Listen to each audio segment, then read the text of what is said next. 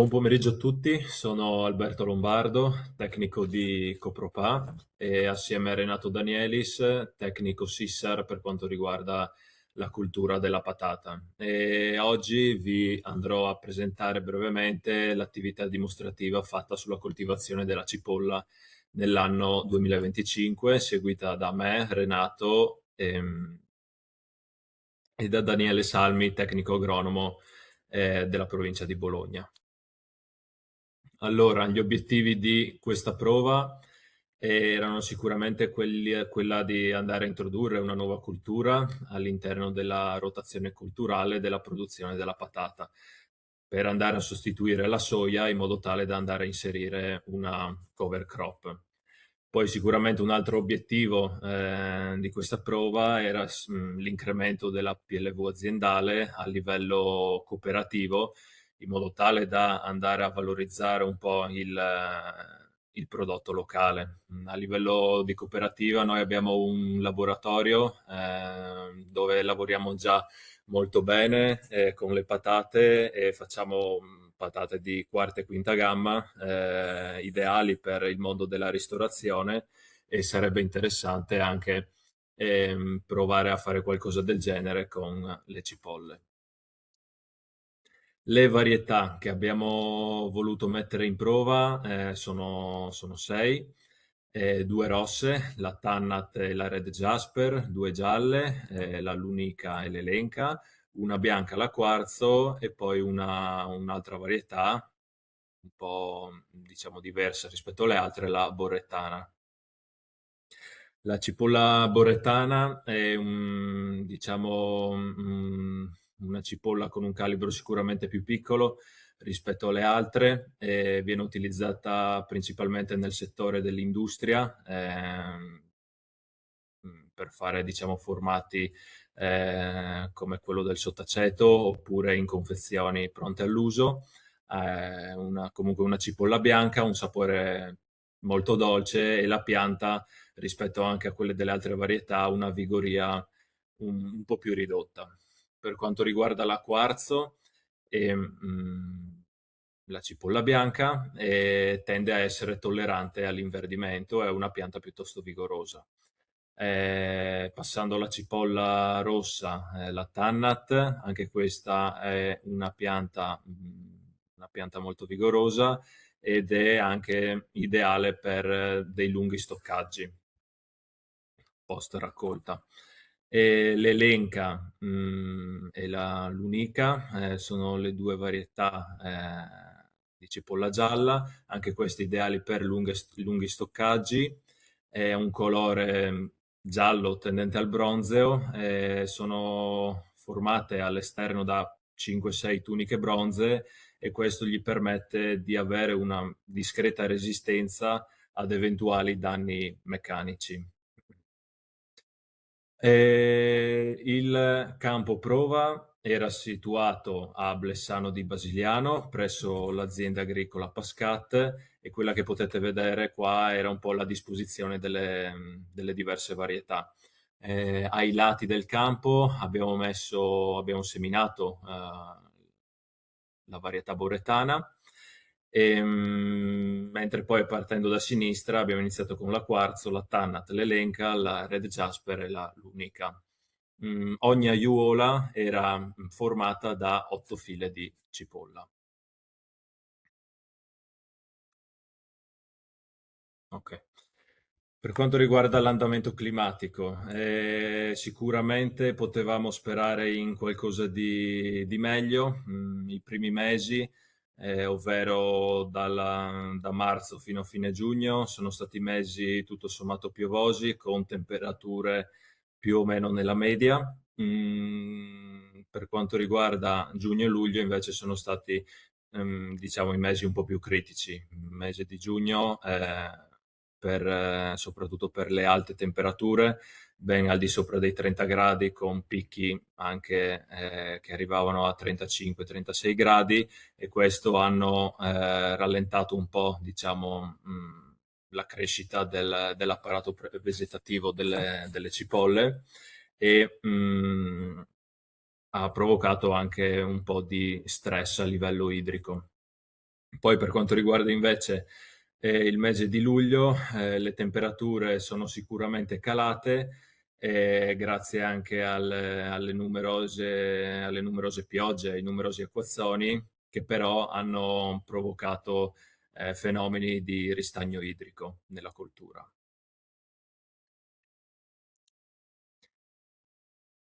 Passando agli aspetti agronomici, la semina è stata fatta a inizio marzo, precisamente il 6. Il sesto d'impianto che è stato utilizzato è stato un 10 centimetri per 10 centimetri tra e sulle file e come detto prima, per ogni aiuola sono state seminate 8 file. La distanza invece che abbiamo utilizzato fra le aiuole è stata di 60 centimetri circa. Da tenere a mente che per la cipolla boretana, essendo comunque un prodotto con calibro ridotto, abbiamo effettuato una densità di semina doppia rispetto alle altre varietà. Un'altra cosa che mi sono dimenticato di dire prima, queste varietà che abbiamo scelto sono tutte varietà più o meno con lo stesso ciclo, medio-tardivo. Abbiamo scelto queste varietà in modo tale che, avendo lo stesso ciclo più o meno, mh, siamo riusciti un po' a facilitare un po' tutti gli interventi e anche il periodo di raccolta. Comunque poi in base alle varietà che si vogliono seminare, il sesto d'impianto può subire delle modifiche. Per quanto riguarda le concimazioni, abbiamo iniziato con una concimazione di fondo, in modo tale che già dalle prime fasi la pianta abbia comunque un certo tipo di robustezza. Abbiamo utilizzato un concime 612-24 per 6 quintali a ettaro e per poi passare alle concimazioni di copertura. La prima è stata fatta nella seconda decade di marzo con un quintale di ettaro, un quintale e mezzo di quintale ettaro di nitrato ammonico e un mese dopo è stata ripetuta la stessa concimazione, sempre con un quintale e mezzo di nitrato ammonico, in modo tale da ehm, spingere e aiutare a far crescere il più possibile l'apparato vegetativo della pianta. Fondamentali sono state anche le concimazioni fogliari che abbiamo iniziato a fare verso la fine di aprile fino a fine maggio, una più o meno ogni 10 giorni circa, con il Fertiactil GZ per 2 litri ettaro. Queste concimazioni fogliari per le cipolle sono fondamentali perché essendo una cultura esigente richiede appunto mh, queste concimazioni per avere un buon successo produttivo e anche ritrovarsi con un buon prodotto a livello qualitativo per la conservazione in post raccolta.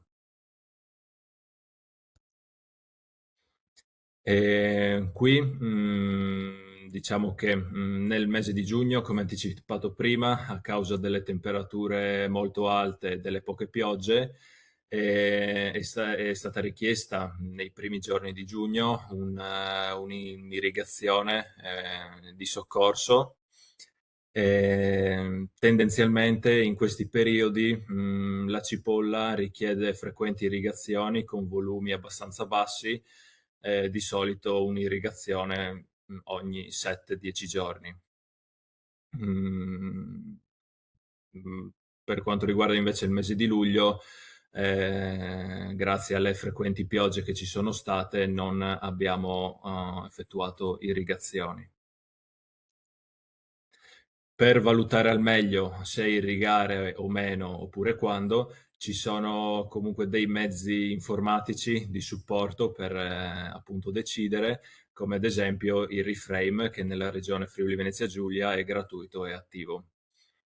Alcuni sintomi che si possono ritrovare causati da stress idrico oppure nutrizionale nella cipolla sono sicuramente l'ingiallimento e il disseccamento degli apici fogliari. Questi sintomi sono assolutamente da evitare, comunque da prevenire, perché questo va a compromettere, diciamo, la cultura, anticipando la senescenza della pianta e nei casi più gravi anche andare a compromettere la conservabilità del prodotto.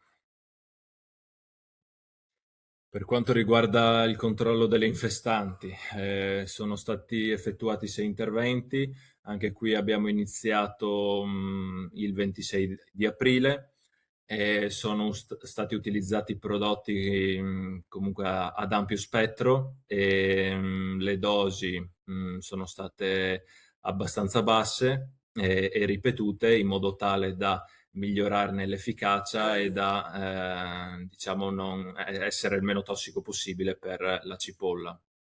I prodotti un po' che abbiamo utilizzato sono stati il piridate, il pendimentalin, poi andando avanti con il ciclo abbiamo introdotto la clonifen e il cicloxidim, che è un erbicida specifico per le piante a foglia stretta, per poi concludere nel mese di luglio con altri 3 interventi con il piridate.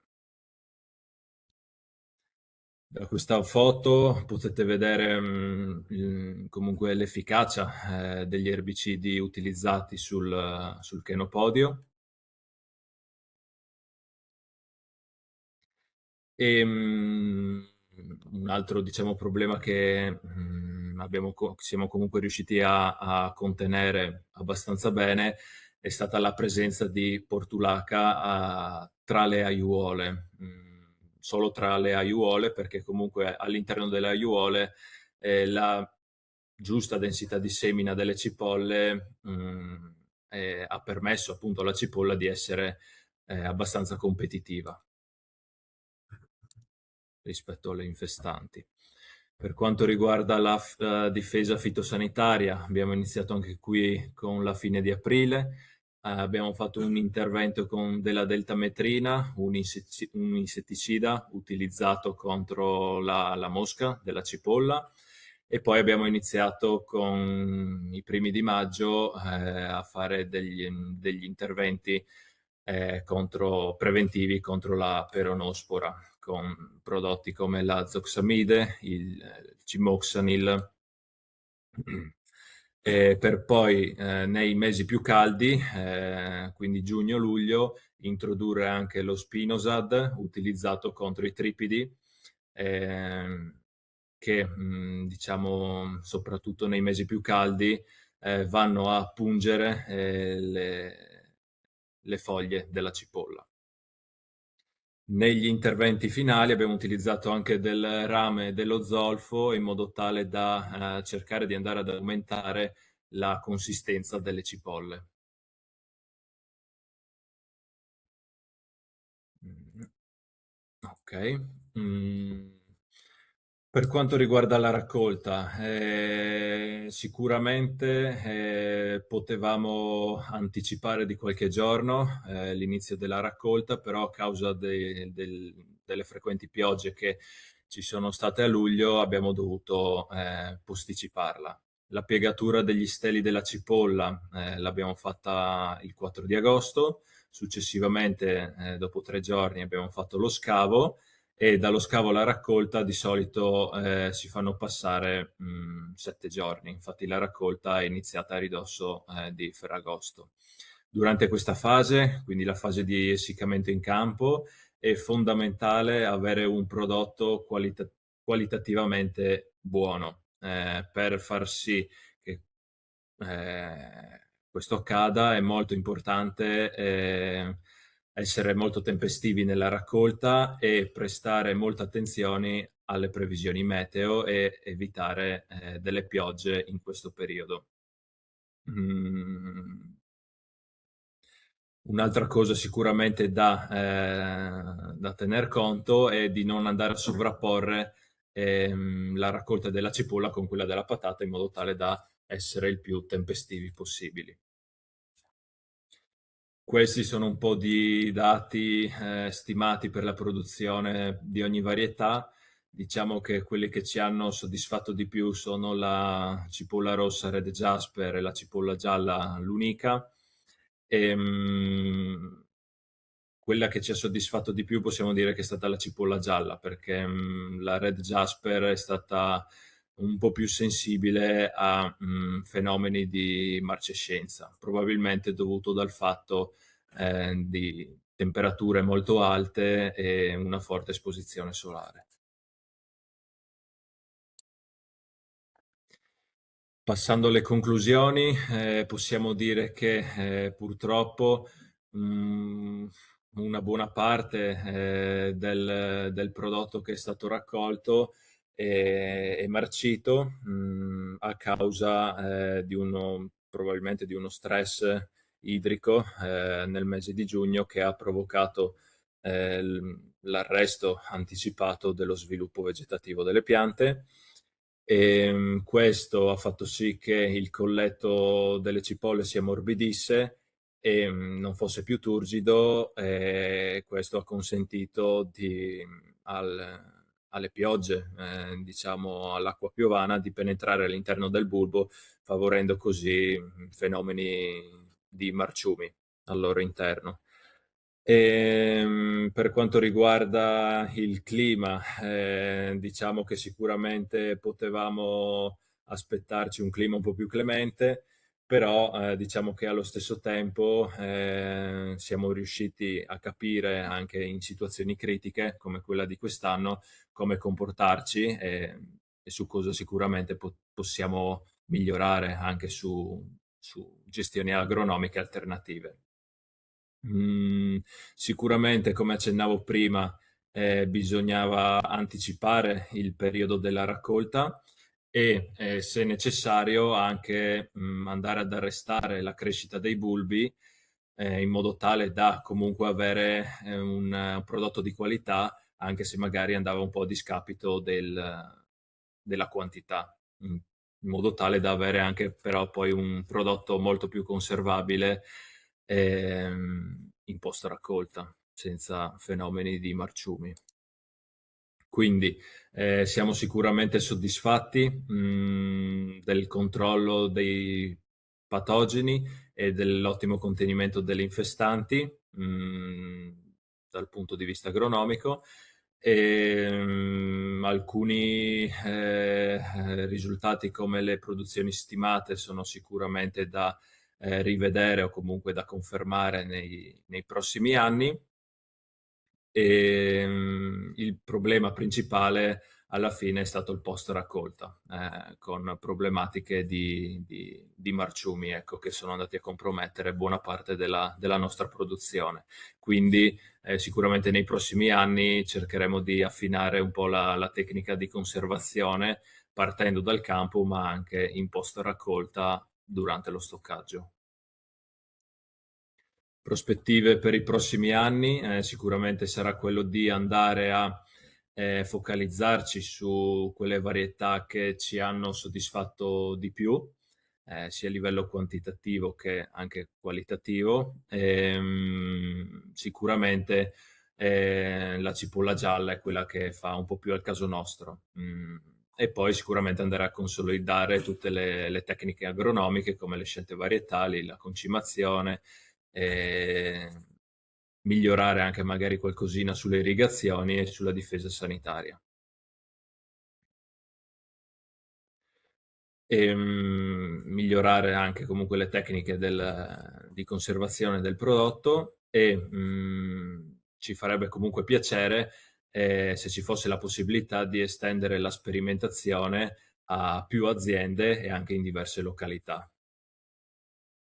Ringraziamo l'azienda agricola Pascat che ci ha ospitato appunto questa prova e io vi ringrazio per l'attenzione. Un'ultima cosa, per quando verranno pubblicate online le slide, nelle ultime slide vi ho messo un po' le caratteristiche tecniche per ogni varietà, se siete curiosi, e qui comunque qua sotto avete comunque il link che vi rimanda direttamente al sito della ditta sementiera. Grazie.